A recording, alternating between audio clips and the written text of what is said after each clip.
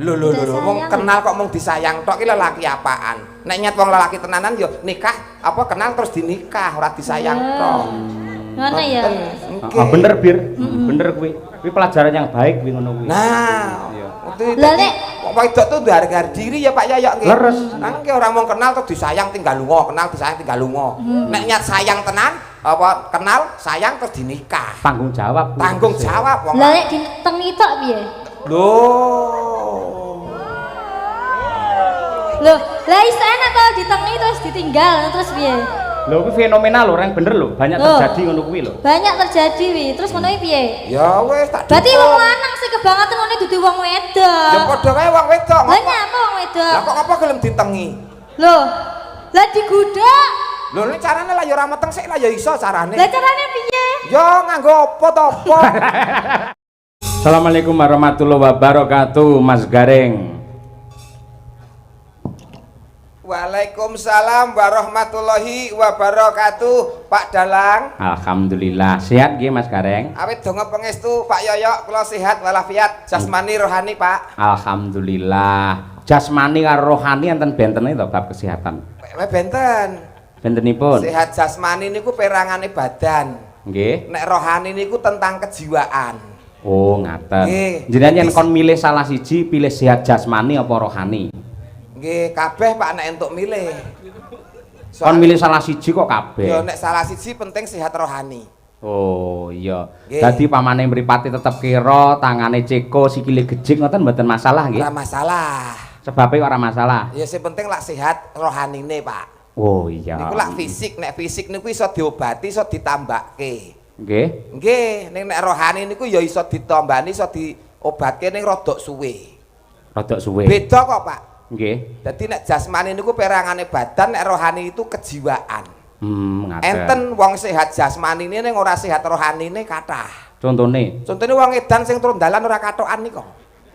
Nika sehat awake ning jiwane sing ora sehat. Oh, ngaten. Wong edan, titikane gampang kok Pak wong edan niku. Pripun? Angger ngomongan dhewe, disauri dhewe, takon dhewe, disauri dhewe.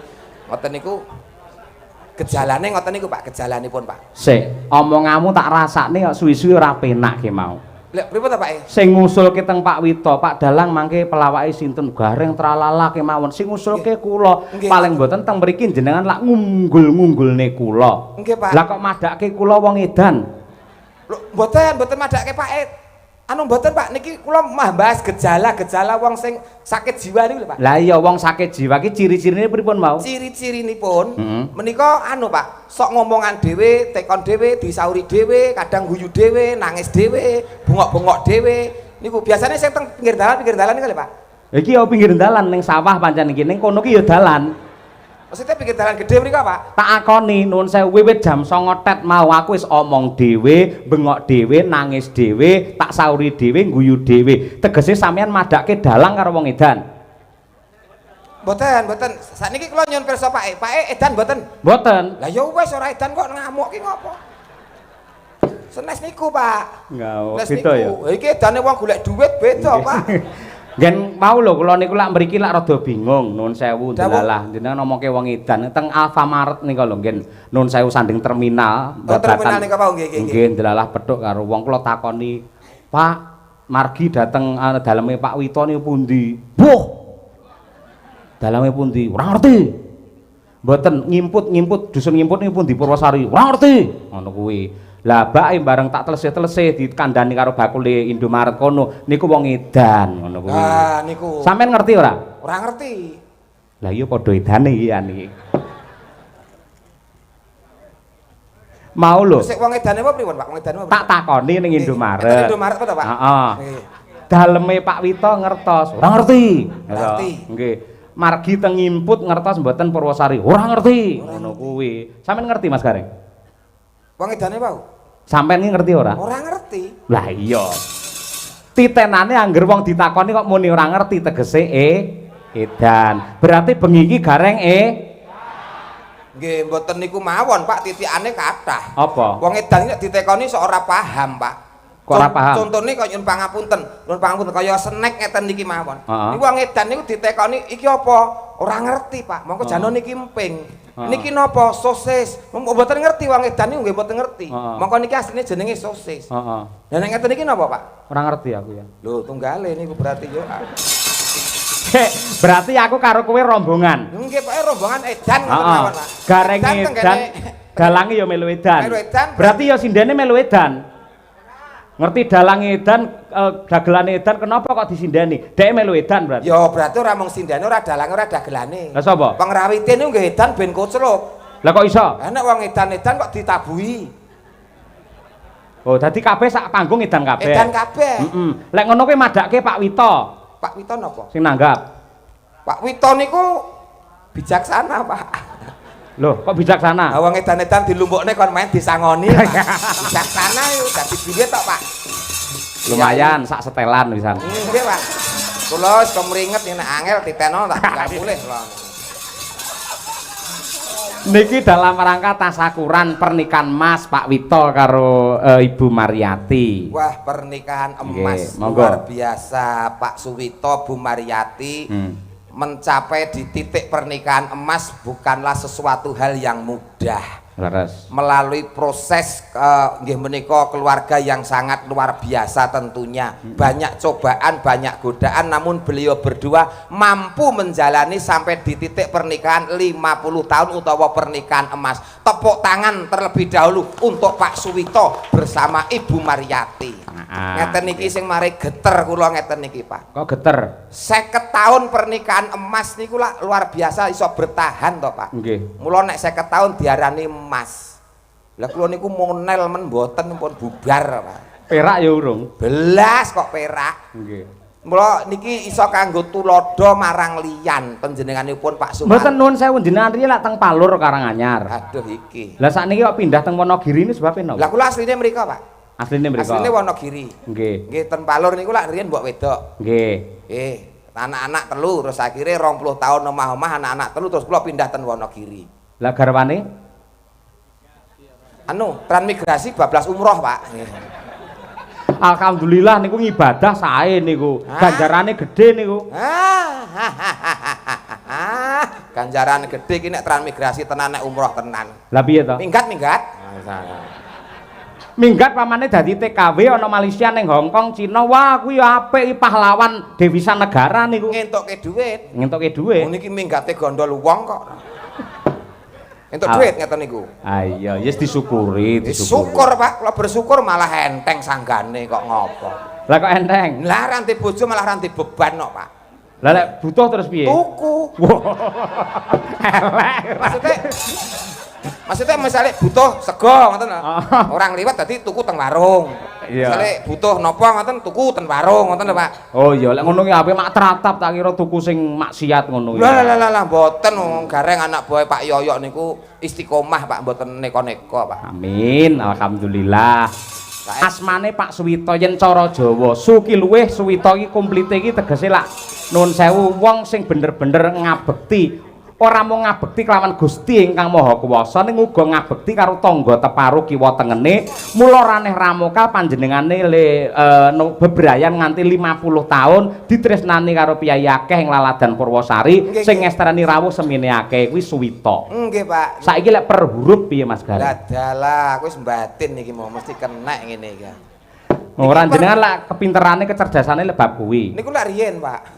Saniki pun bodoh, Pak. Ora, bab bodho ki mergo lek ora kulino diasah cara parang utawa cara lading, lek kulino diasah meneh dadine ya apik. Suwito S. Suwi kalih to persuku, Pak. Persuku. Oh ya.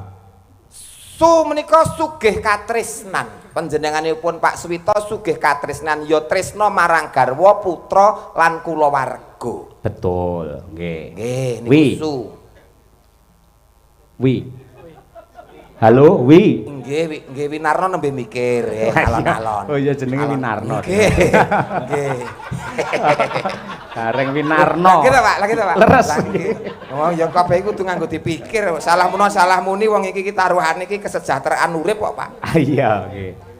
Wi. Wi menika witing katresnan saya ngrembaka saya Bur nganti ngancik pernikahan 50 tahun langgeng katresnane, langgeng bebrayane. Mantap. Ngono kuwi, cocok aku seneng ngejak kowe tegese ora wirang ngoten Mas Gareng. Dereng kok mengke saged kewirangan. Dereng kok. Ora bakal. Wong ki ora mesti kok, Pak. Nggih. To. Nah. To. Nah. To.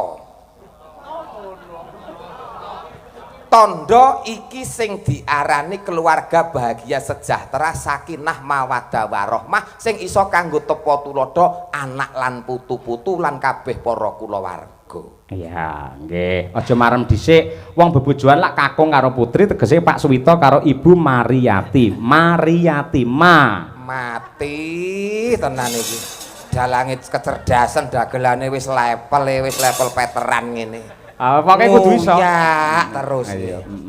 Nggih, manut tunduk karo apa sing dadi perintahe Kang Garwa pinangka guru laki. Oh, Bu Mariyati. Wong wedok kuwi kudu tunduk patuh taat karo garwane. Contone kaya beliau Bu Mariyati. Betul. Niku mah Rina wengi mung ndedonga amrih lestarine kulawarga mulyane anak lan putu. Ya. Alon-alon. Yakin apa sing diusahake, apa sing diprihatinke bakal nuwuhke kautaman kamulyan kanggo keluargane. Terakhir pi. Sik to, Pak. Wong karo siji Nek. Iya alon-alon. Nggih. Tibane syukuran wayangan ditanggapke syukuran pernikahan 50 tahun ditanggapke dalang kondang Ki Cahya Kuntadi alias Pak Yoyo. Iya, kanthi dagelan ora mesti Pak nek wengi niki gareng tralala. Nek ndek iki gareng pacitan. Ah iya. Berarti apal men. Wajane mengikuti ora. Mengikuti wong kula ki fane Pak. Kalau kuwi ngefan nek kalih Pak Yoyo niku ngefan kok. Ning pancen mboten kok terus saingan secara tidak sehat niku mboten. Oh, kedah saingan sehat. Mergo gareng sakniki lak kathah. Gareng Semarang wonten, gareng Purwodadi enten.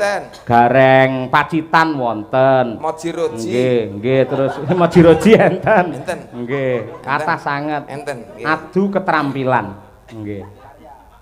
Nggih, kabeh niku nut kadewasanipun, Pak. Nggih. Ngoten dados nggih menawi kula mengke damel wirang Bapak sak kanca nggih nyun pangapunten. Nggih. Ning jenengan minggah panggung sandanganipun kados mekatenipun kula marem. Tegese wong mirsani percaya diri Mas Gareng. Nggih, Lek nun sewu ira-iran ngen dhuwur terus ngen klambi jarik mboten masalah. Jenengan satu-satunya dagelan yang memakai gelang emas di kanan dan kiri. Longko lho golek dagelan ini. Nggih lho Pak, wong jenengan piyambak ingkang ngendika nyambut gawe iki sithik entuk sithik akeh ya tetep dicelengi, ditabung lak ngoten to Pak. Syukur nggih. Niki kula tumbaske mas-masan ngetokke. Dadi apa sing dadi dawuh Bapak ki kula estokke ngoten lho Pak. Niki asli kok Pak. Asli Mas nggih. Asli semprotan Pak. Niki nek pun kena keringet pun nanya teng celekit ngoten niku. Lho niki separo pun biru lho Pak niki Pak. Wayang ngelapi nek mboten dilapi niku ten kulit barang melu ireng ngoten niku. Mbok sing sembodo wong awan bengi tanggapan terus ngono kok ya. Estu niki lho, niki pun enten gudike. Badhe bibit gudik pripun? Nggih. Kula golekne kanca Mas Gareng. Nggih, kula manut Pak. Nggih, Mbak Birgita Ayu. Ayo, iki ana pamundhut. Assalamualaikum warahmatullahi wabarakatuh. Waalaikumsalam. Selamat malam Pak Dalang. Kula Mbah Untung sing Mbau Reksa. Apa ki? Gogo Kalang Timur. Kula nyuwun lagu Sesideman kula aturaken dumateng Pak Suwito. Matur nuwun Pak Dalang. Wah nggih. Ya Nduk Birgita Ayu coba kaya apa men jumeneng tukung. Ayo coba. Yuk.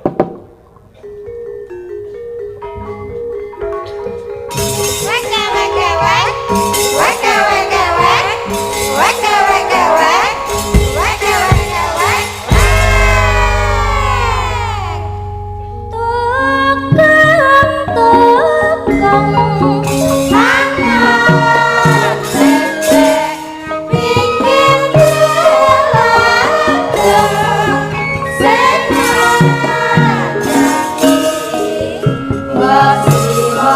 biasane iki ben kenal. Berarti tidak kenalan. Loh iya, pepatah mengatakan tidak kenal. Loh iya, pepatah mengatakan tidak kenal maka tidak nikah. Tidak sayang. Lho wong kenal kok mung disayang tok ki lelaki apaan? Nek nyet wong lelaki tenanan yo nikah apa kenal terus dinikah ora disayang tok. Ngono ya. Bener Bir. Bener kuwi. Kuwi pelajaran yang baik kuwi ngono kuwi. Nah, Lah nek kok wedok tuh harga diri ya Pak Yoyok nggih. Leres. Nang ki orang mau kenal terus disayang tinggal lunga, kenal disayang tinggal lunga. Nek nyat sayang tenan apa kenal sayang terus dinikah. Tanggung jawab. Tanggung jawab wong. lah nek ditengi tok piye? Loh. Loh, lah iso enak to ditengi terus ditinggal terus piye? Lho kuwi fenomenal lho, orang bener lho, banyak Loh. terjadi ngono kuwi lho. Banyak terjadi wi. Terus ngono iki piye? Ya wis tak. Berarti wong lanang sing kebangetan ngene dudu wong wedok. Ya padha kae wong wedok. Lah nyapa wong wedok? Lah kok apa gelem ditengi? Loh, lah digudhok. Lho ini carane lah ya ora meteng sik lah ya iso carane. Lah carane piye? Ya nganggo apa to apa? Ayo, mula contonen kaya Pak Wito karo garwane kuwi. Nggih. Sing jenenge katresnan kuwi kanugrahan suci saka Ilahi kanggo srana keselamatan menungso donya tekan akhir. Lah kuwi katresnan. Nggih. Mula leres ngendikane Pak Yoyok iki ora mung sekedar bojo ning jodoh. Lah kuwi. Luar biasa langgeng sampai 50 tahun pernikahan emas. Lah niki mangke nek bar pernikahan emas napa oleh Pak nika? Mau apa jenenge kuwi berlian. Berlian. Heeh. Berarti Napa tahun nggih, ngarep Pak? oleh Pak niki. 100 tahun. 100 tahun ngarep iki lho. 100 tahun melih. Nggih. Oh nggih pun monggo nderekaken mawon. Derek sapa? Nggih. Iki lho Bir ana sing ngersakake ya kuwi Dereng kenalan Pak. urung to? Oh, Oh iya. iya sing lali. Ayo, Nembe kenal. rembug meteng wae lho Pak. Oh iya. Kenalke kalih sedulur-sedulur wonten ing Ngimput desanipun Purwosari. Sari, nggih. Tuku pandan karo kayu. Perkenalkan saya Birgita Ayu, Pak Bu. Alamate ngendi? Kula aslinipun Kediri, Jawa Timur. Isih sekolah apa wis ndek bojo? Mboten sekolah tapi dereng gadah bojo. Maksudnya wis lulus. Oh, maksudnya wis sarjana. Sarjana Langsung seni. sekolah. Ning urung duwe bojo. Heeh. Dieling-eling. Apa? Engko nek kenal kudu disayang terus nikah, ora entuk meteng. Dieling-eling. Dieling-eling. Iya, iya. Eling-eling. Aku wajarane ya. Oh, tenan, Nduk. Kok gareng kon ngajari dhek remuk malah kon ngajari ora. Nggih. Sasideman Bir. Oke, Pak. Nggih, coba kaya apa sak bawane men digatekke karo Pak Sak Gareng. bawane, Pak. Nggih. Wiwitane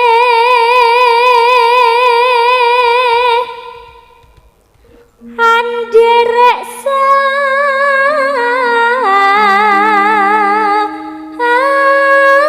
sang peke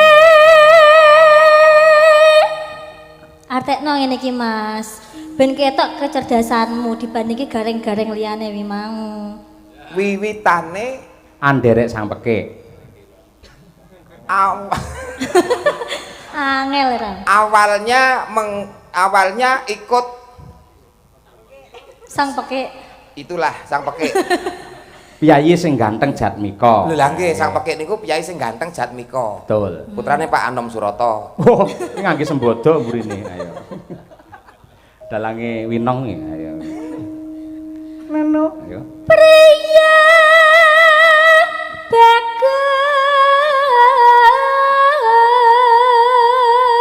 bagus kang ngolah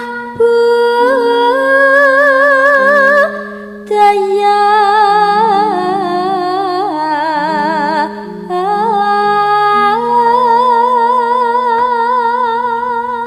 Artinya Pria tampan yang senang budaya. top. Betul Pak Yoyo? Leres 100. contohnya nek saiki napa niku Pak? No? Sing pria bagus sing seneng olah budaya niku Konco contohnya pengrawit. apa? Oh, pengrawit. Pak Dalang. Dalang. Niku termasuk Oh, iya. sing olah budaya. Gareng olah budaya kok ora mlebu. Ulah mergone ora bagus. Oh, berarti khusus sing bagus ya. Oke. Wong nek ngrumangsane awake dhewe paling bagus kuwi sing kleru. Oh Loh. iya. Iya wis Mas. Moji roji. Sawan menyang kutha gedhe.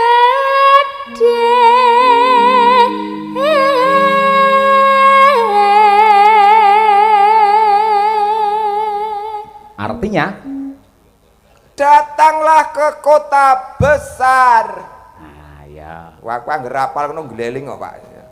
pripun Angger apal kono banter gleling ngoten. lek rapal Nek apal pucet ngoten, Pak. Lah wis pucet nah sampean. Eh, Lagi wis pucet. iki ora, iki pancen oke kira pucet iki, keputihan. ah iya ya bir Bandarat Traska Yung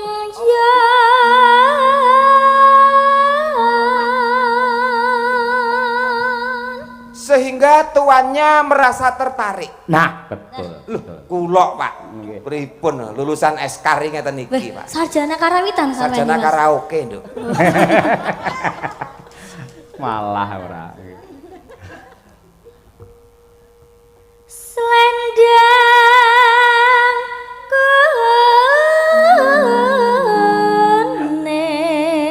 kuning kang saking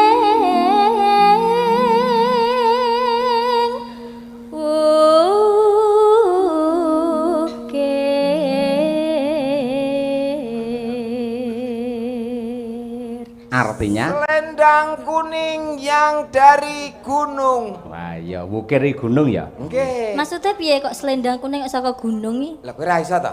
Ra mudeng to kowe? Gak mudeng piye kok? Waduh, ngene, nek ra ngerti takon karo sing ngerti, Nduk. Heeh. Nggih. Piye? takon bir Aku yo tak tekon sih. Selendang kuning saking mukirne napa? lah kok ora kok jawab piye Lah kula mboten iso ya, Pak. saya muni piye mau Nek ra iso tak kok Takon sing- wajib takon karo sing ngerti. heeh Lah dek bir kita kan tanglet kula. Kula lak ra ngerti, lah kula tanglet Pake. takon sing ngerti Nggih. oh iya aku ngerti Lah nggih kula tanglet Pake. Selendang kuning saking wukir niku napa, Pak? selendang kuning itu adalah gambaran seorang wanita Jawa yang cantik yang berbudaya yang asalnya dari pegunungan Terjemahane dawa ya Pak selendang kuning niku. ben cetha Oh, lah nggih. heeh Niku wau, kata-katane niku wau, Nduk. Jadi selendang kuning adalah gambaran seorang wanita Jawa yang cantik yang dari pegunungan. nah kowe Betul, Pak ya? betul 100 Tak eling-eling. heeh Piye mau piye? Selendang kuning kang saking piye-piye? Adalah pripun, Pak? ketara wis tuwek ngono wis lali ora Metu ki aja ditekokke meneh. Kok ngenteni sik, nek wis bar metu ki ngenteni sik. Ngenteni aku hening tenang kok iso mikir meneh. Lagi iso metu neh.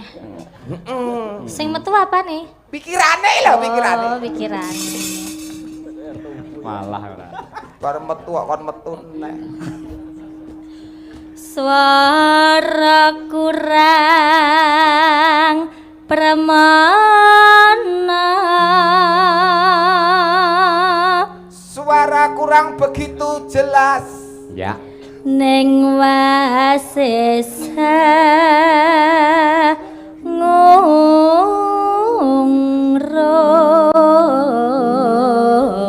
ngungrum. Tapi pintar hangungrum. Loh, lah iya piye apa artine? Hangungrum itu menarik hati. Oh, berarti pinter menggoda ngono. Lah, ngono karepku ngono ya. merayu Merayu, Oh, lho, merayu. merayu. Merayu sehingga menarik hati, ngoten lho. Arep ngomong rono kok angel men. Niku, Dik. waduh Artinya niku, Dik. DIY Yogyakarta dan sekitarnya. DIY kae ora terus bir Angung romarang bendara Merayu kepada tuannya. berarti sing wedok meng selendang kuning kang saking mukir meng Heeh. kuwi Kuwi pinter Merayu. merayu terhadap tuannya. berarti wis sing kleru sapa? Sing kleru, ora ana sing kleru, Nduk. Oke ana sing kleru. Ora ana sing kleru, pancen donya ki ana sing dirayu, ana sing rayu. Oh. Nggih ta, Pak? Lah kaya Pak Yoyo karo Bu Kesi iki nek ndek ben Pak Yoyo iki ora ngrayu Bu Kesi ya ora dadi. Ora ngono. Ora ngono. Tapi Sing ngrayu Bu Kesi mbiyen ki. Oh berarti kualik mula aku ora nembus. Oh ketara tukang udu nomor kuwi ora. Kula pun mboten Pak, pun mboten. Syukur lek wis ora udu. Mung titip. Wis kancane lek kuwi ora. Ya Bir. Ya Sulestia pijer ngencangake alis. Ayo apa artinya? Diah Sing-sing-sing. Sulistya. Diah Sulistya adalah perempuan yang cantik. Hah? Ngincangke alis itu memberi kode. Ayo. Signifikannya piye dengan alis? Piye? Ini Pak. Ping, ngono Pak. Piye? Ini ngono. Kok sandas? Nek ora ono ra iso nduk kudu ngene. Aku ngene iki ndasku melu kabeh nduk. Ayo. Ngincangke alis ngeten niku. Terakhir, yuk. Terus no sesideman.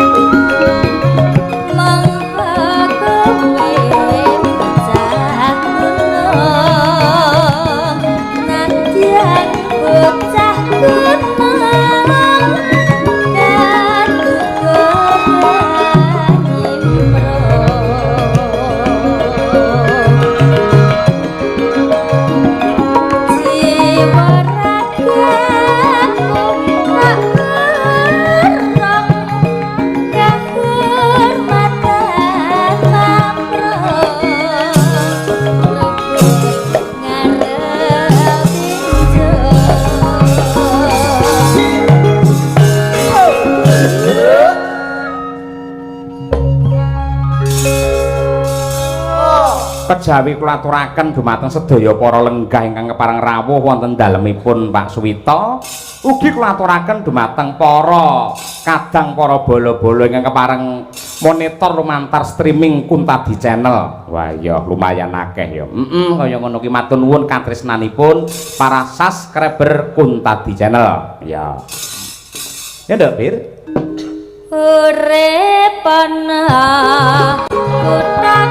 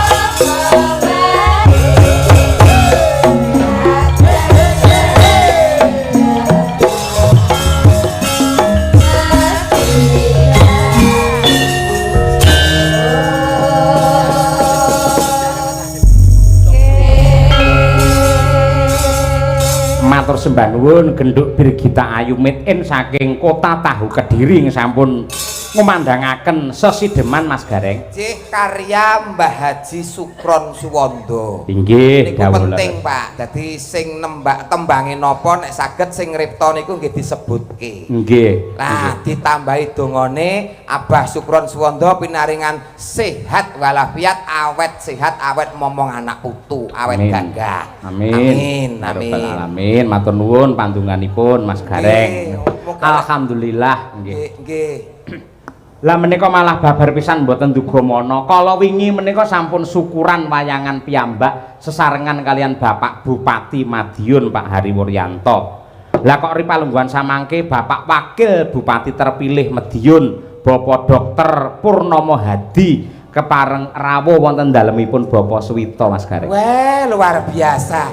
Tondo yekti menika Bapak menika nyawiji kalian warga masyarakatipun lahir lan batine. Nggih, mongko niki benten kabupaten lho mongko niki. Oh, lha nggih. Nggih merga niku nggih dawuh jenengan leres merga pancen piyai merakyat semedulur dasare ya Pak Wito niku pancen piyayinipun grapyak kancane akeh. Leres sugih sedulur. Nggih. Nggih. Panjenenganipun tasih teng lebet napa sampun ketinggalipun longgar? Oh, taksi. Oh, sampun longgar. Nggih. Alhamdulillah.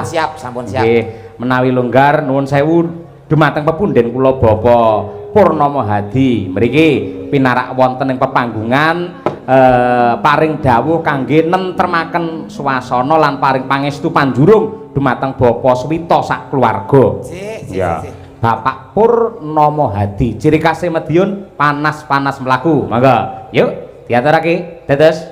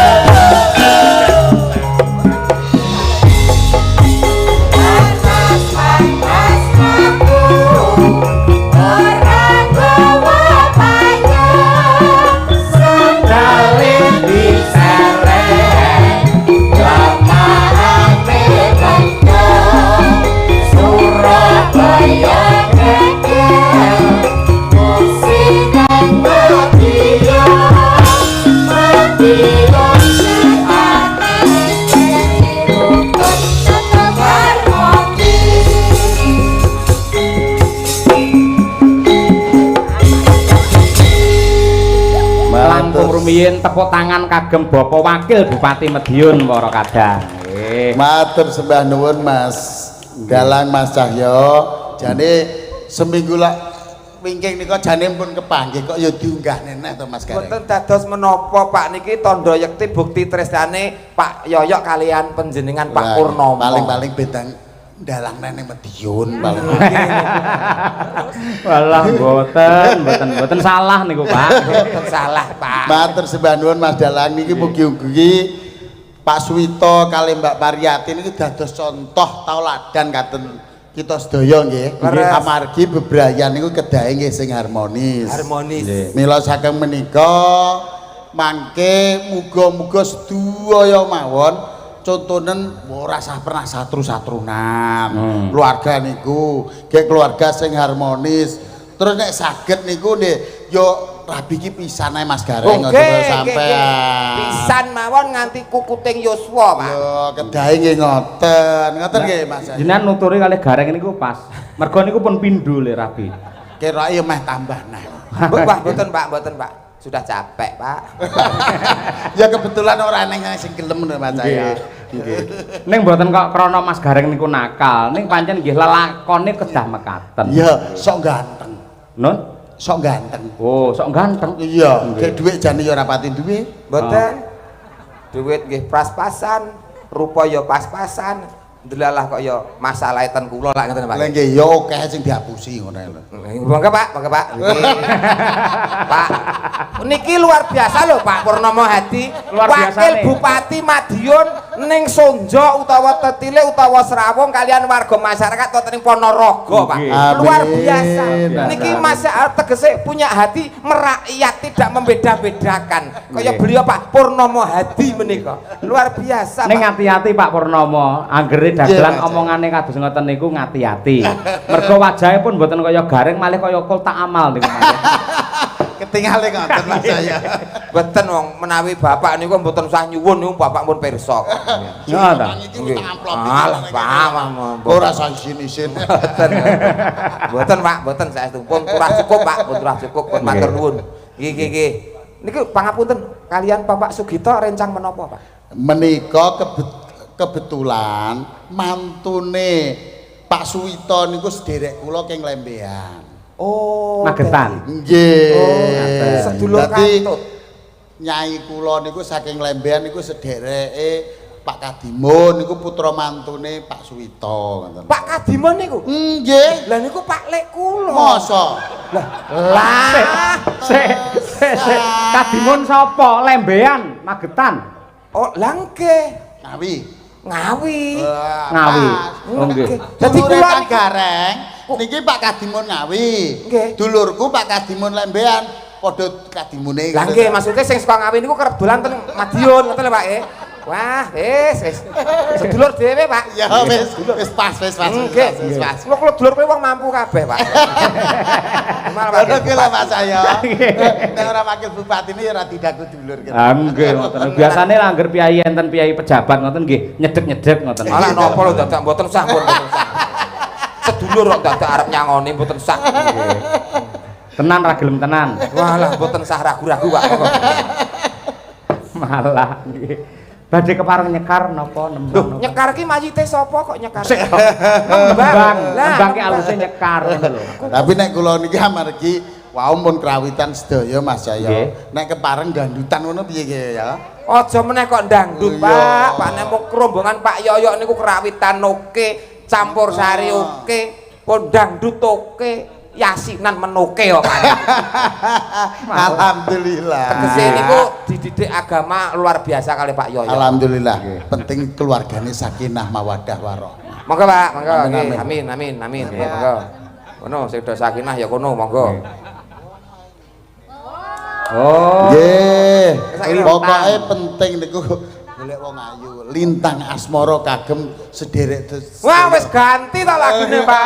Wah, biasanya jambu alas kok saiki. Munggah nang Lintang Asmara. Apal wong kula sedulure, Pak, sedulure. Monggo, Pak. Ya. Iki Nduk sing warga anyar iki, Mbak Mutiara ya asmane. Pangapunten Pak Yoyo. Nggih. Napa mboten kersanipun Bapak anu ingkang ngersakaken piyambak ngoten kemawon. Bapak biasane kan pekewo. Oh, pekewo ya duwe. Wah, aku nyepakne iki loro ku ya nggo awakmu tok. Lah, nggih lah ya kene iya ora ndang-ndang ya. Ya, Nduk.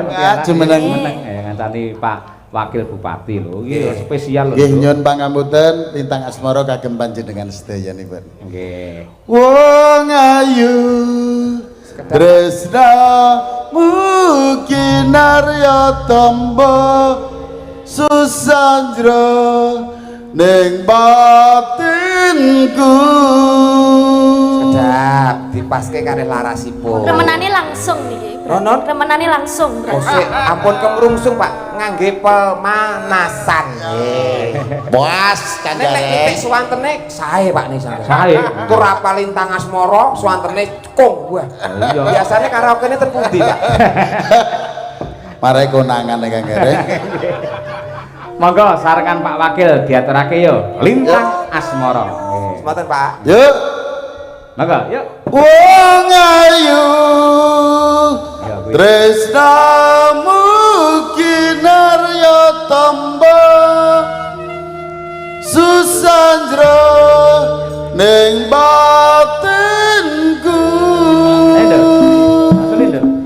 Wong abas antep nang rasa hatimu tresnaku tulus jroning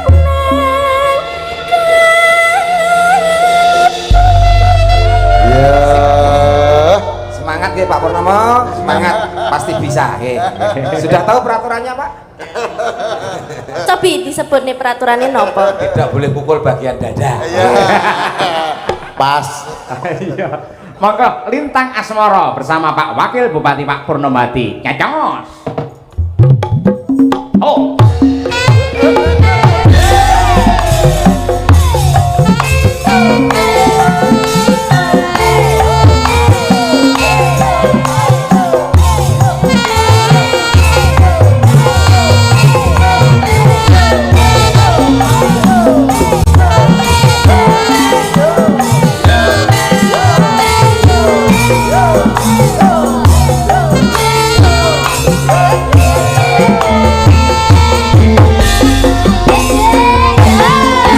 Yang bentara ratri moeling manis sing ati setiaku bisa handuweni marang sang Yasulaksmi. kangen kang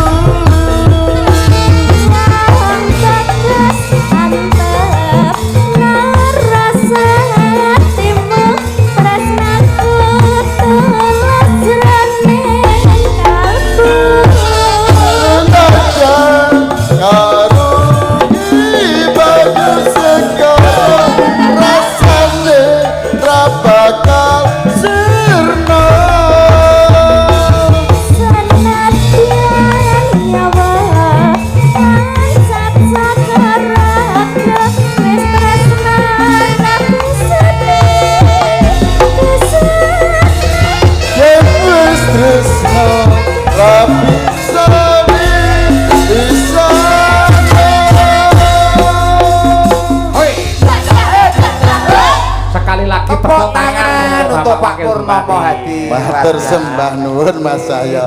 Yo Jan, ngajengi keluarga Purwosari niki rasane wayem. Nggih, nggih. Estu to, Pak? Saestu. Lah, pripun? Jadi yo gredeg. Pindah Purwosari mawon pripun? Ya aja akeh dilantik dadi wakil bupati Madiun kon pindah. Mriko tetep mriki nggih tetep ngoten Pak. Penting Mas Gareng kaya awor karo Mas Gareng ayem. Ayem Pak, awur wong mampu niku ayem. Tiara wis salim kali Pak Wabuk dereng. Dereng. Sungkem. Tenan iki kok pokoke tinggal. Napa niki? Lho, wong jeneng Gur sungkem. Oh ya Allah, ya Allah, ya Allah. Biasanya nek putih-putih enten iki lebete enten isine. Mboten niku kosong blong. Sungkem melu, Nduk. Jenengan nyobi, jenengan nyobi. Pak, bekti sungkem kula, Bapak sehat selalu panjang umur kata rezeki dibekani sak pepadhan. Iya. Penting pinaringan slamet anggenipun makarya rampung boten wonten arangan sungkan menapa. Wonten lepatipun kula nggih nyuwun pangapura nggih Pak. kena nggo sangu rabi neh, Reng. Angsal napa, Pak? Hah? Angsal napa? Entuk donga. Matur sembah nuwun Mas saya, matur sembah nuwun sedaya keluarga Purwosari, mugi-mugi tansah rahayu wilujeng sedayanipun. Sekap sematan, assalamualaikum warahmatullahi wabarakatuh. Waalaikumsalam warahmatullahi wabarakatuh. Sembah nuwun Biasa, Bapak. nggih. Nggih, sehat selalu. Salam sungkem kagem Pak Ari nggih. Nggih. Pak Ari wonten dalemipun sampun wayangan. Jenengan dereng Pak jenengan. Ndek beres timbali ning rumah sakit kok sembah nuwun nggih. Sehat selalu, amanah barokah nggih. Luar biasa menyempatkan diri sampai Nggih. tugasipun kathah sibuk tapi mergo rasa katresnan kalih warga Purwosari terutama Bapak Suwito Nggih. disempatkan rawuh malam hari ini. Nggih. Nggih, sembah nuwun lho Pak. Pak Purnomo Hadi, Purnomo Hadi. Artinya Purnomo niku seneng, Hadi niku weweh, tegese seneng sedekah. buktine sinden diparingi. Diparingi sing pun diparingi. Lah kowe? Kula pun diparingi donga, Pak. Pun luwih saka dhuwit niku, Pak. Nggih. Ketoke sambat ra ikhlas ngono sampean. Wah, ikhlas, Pak. Kula pun kanca kalih Pak Pur. Keluarga, Pak, keluarga. Kok iso keluarga? Keluarga. Saking trah. Oh, Adino mau. Pak Ngadimun. Nggih, mun niku wau, Pak. Nggih. Sekedhak Mas Gareng niki enten Nawala. Nggih, Pak. Katur dumateng Bapak Suwito sugeng ambal warsa pernikahan Mas 50 tahun.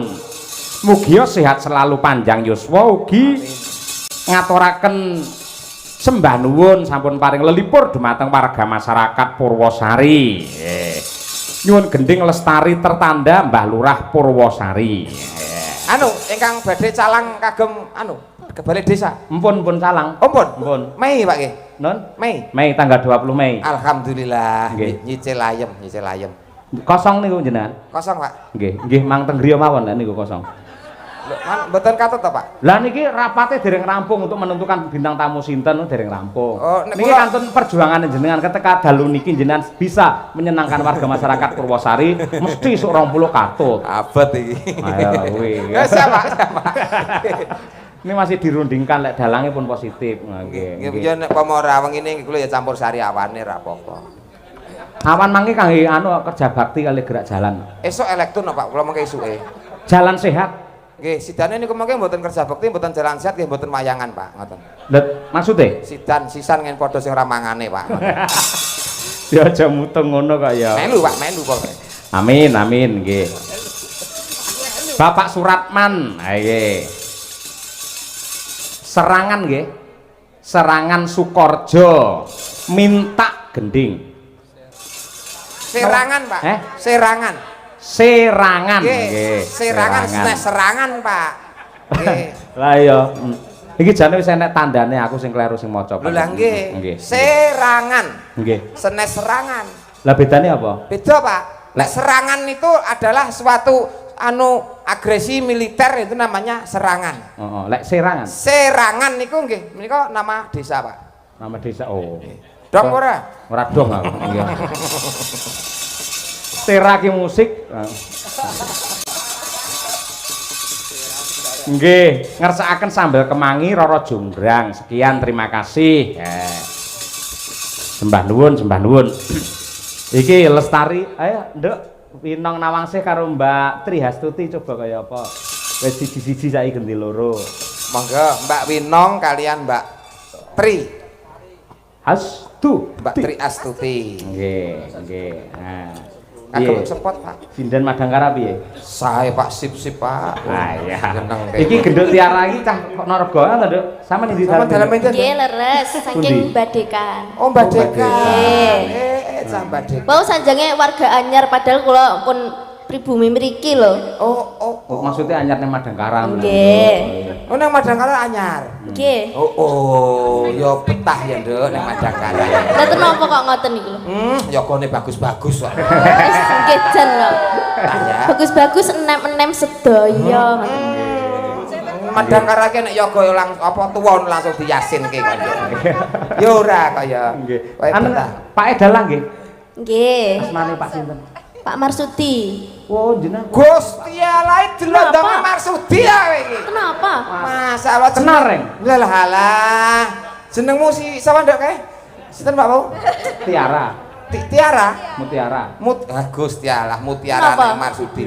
Iki bapak, Nduk. Lah, nggih to, Pak? Marsudi lak mau meneruskan perjuanganku. Walah. Ora.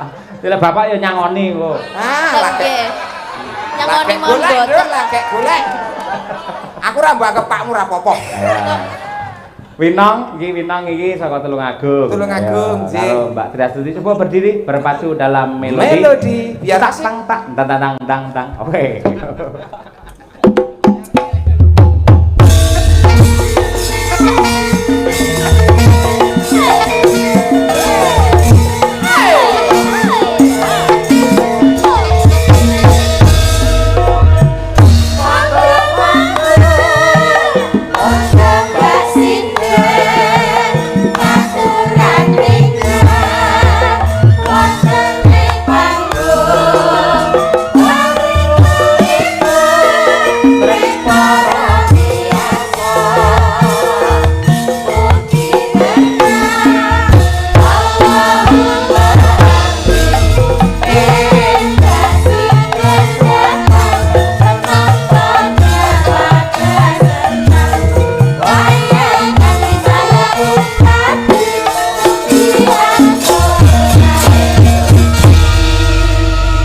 Winong iki cara buah apa Pak Gareng? Upami buah ngeten niki anu Pak niku lho Pak semangka tanpa biji. Wah. Sing nek dibuka sigar biar niku terus ketes-ketes Pak. Mu semangka tanpa biji. Ora usah disigar niki nyawang tok mawon kula pun ketes-ketes Pak. Lah iki genduk putrane Pak Marsudi iki cara buah. Anake Marsudi niki apel Pak. Apel. Apel Washington. Wah, sing abang kae. Wabang, nek dibuka wabang terus empur ngoten niki Pak. Wah iya. Mbak Birgita cara buah. Birgita niki gandeng dhuwur dawa niki jenenge pisang. Pisang. Australia. Iya. Bu Kesi, awas elek tak kaplok kowe. Bu Kesi cara buah apa? Bu Kesi menika umpami buah sing paling mahal. Apa kuwi? Nggih menika anu Pak, duku ingkang saking Amerika diblaster kalian Jerman, kalian Polandia, kalian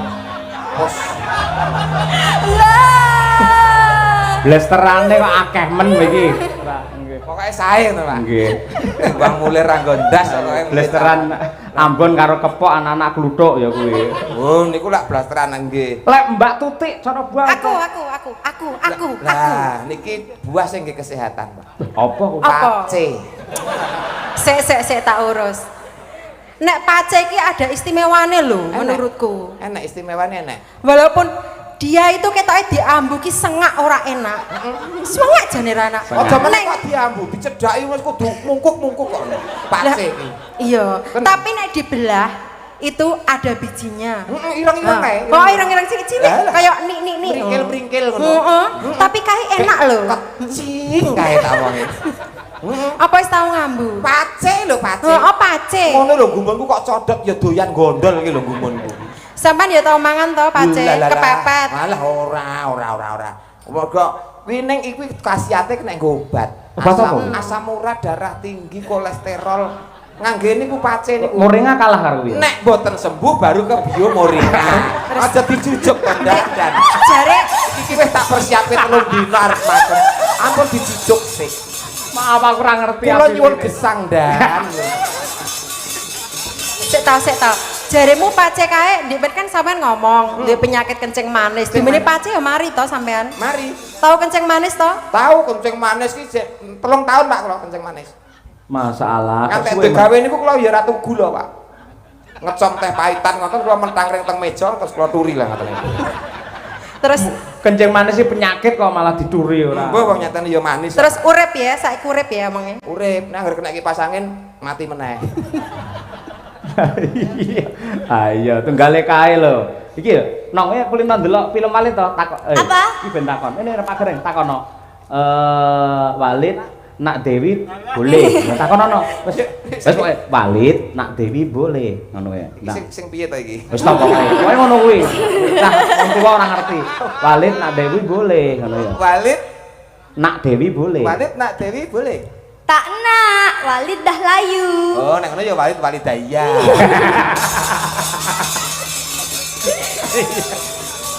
Heeh. Coba Lestari mundhut saka Iki sing piye to Pak niku? mula kowe buka TikTok gur live ae kowe ora ya ngerti. Itu teko Walid Walidaya barang barang Huma Kamar Bayani Sohiro barang iki apa? Iya. Nggih. Pamundhut saking Bapak Kepala Desa Lestari, semoga terjalin kerukunan yang hebat penuh dengan gotong royong warga masyarakat Purwosari selalu lestari. Oke. Purwosari beda pendapat ora pegat. Betul. Purwosari beda penemu ora padu. Leres. Purwosari beda pilihan ora bakal rusak sing bebrayan. Tepuk tangan warga masyarakat Purwosari. Wah, gareng ngelem tanggal 20 ben dijak. Kudu Pak, nek mboten dijak nusul. Oh, ngeyel kula Pak. Siapa sing membayar? Ya ora njaluk. Oh, ndak nyeluk. Wah, kau wis Ikhlas. mampu. Wong ikhlas. Wis mampu. Wong cukup ya. Mong kepengin ketemu pace aku. Ah, ngerti pace kuno ora iso mulih sampean. Waduh. Nah, delok wae. Sampeyan apa nyemoni aku? Kuwi ora ngerti khasiate pace. Seneng Ora wis bakal sing milih kowe. anggere wayah mene wis wayah tawa-tawa seneng. Raketan duwene pace ditawake tegese seneng sedekah. Monggo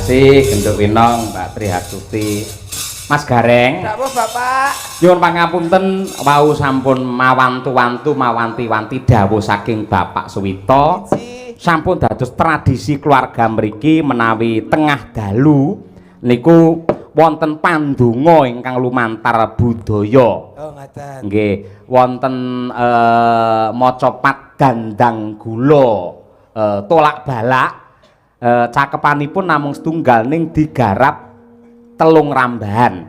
Dados ingkang setunggal kalih niku bawa mangke ingkang angka 3 menika dipun palaraken. Ngaten nggih. Dados nuwun sewu kalian ndedonga sesarengan ngestakaken dawuhipun Pak Suwito wiwit saking Bawa rumiyin putri. Nah, saking Mbak sinten Bu Kesi? Mbak Lia. Mengke syair yang kedua saged Bu Kesi. Ketiga Kakung Palaran. Ya, pandonga. Tolak balak. Monggo. Anak kidung rumaksa ing wengi teguh ayu luputa ing lara luputa bilahi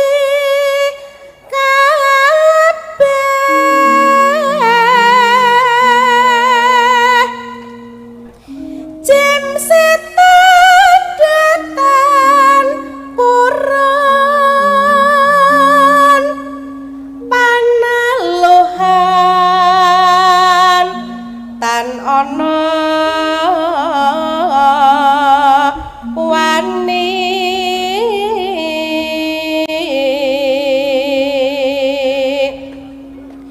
miwah panggawe Allah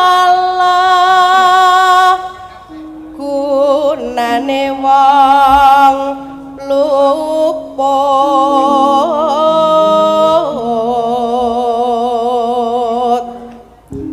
geni atemahan terta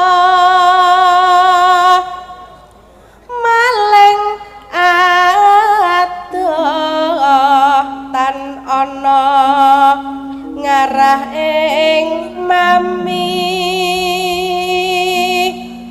guna tutuk pan sirna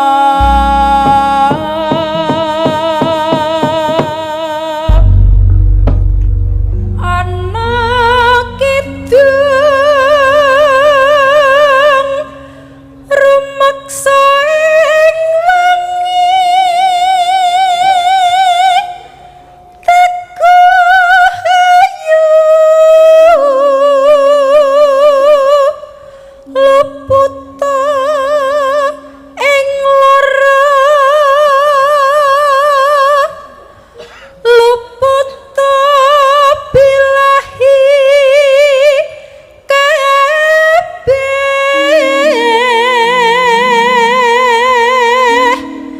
Jim setan datan purun paneluan tan ana wani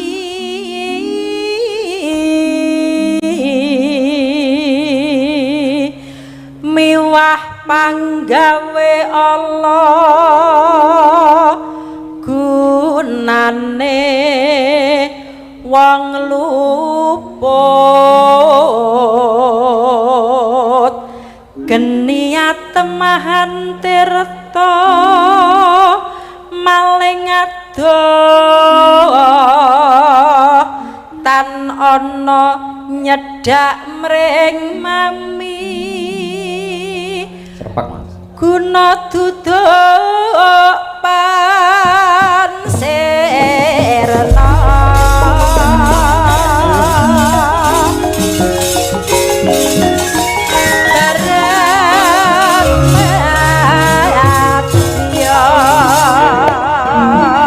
Srina Prabu Panca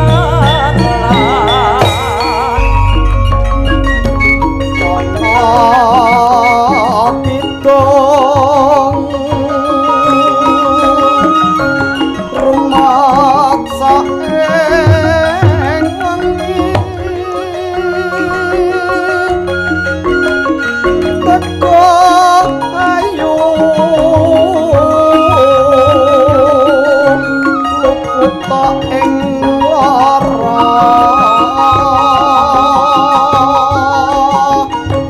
luput tapi lagi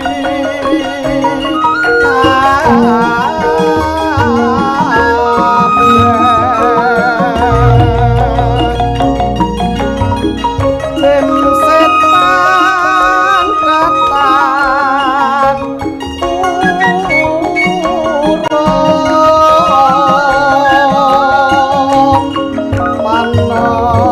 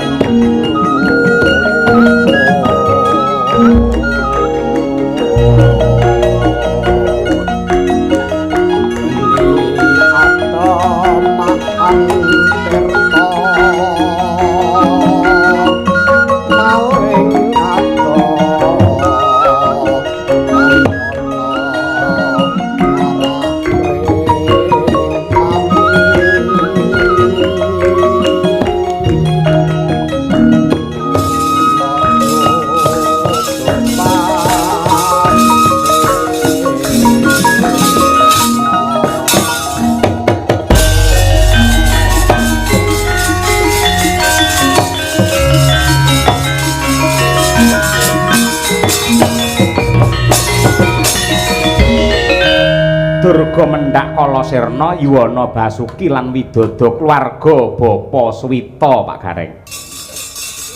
Nggih, saged istirahat langkung rumiyin mangke bacut nggih gara-gara. Iya, tak dherekake Mak. Yo, nek palungguhan iki magita-gita bebarengan. Ayo Mak, yo.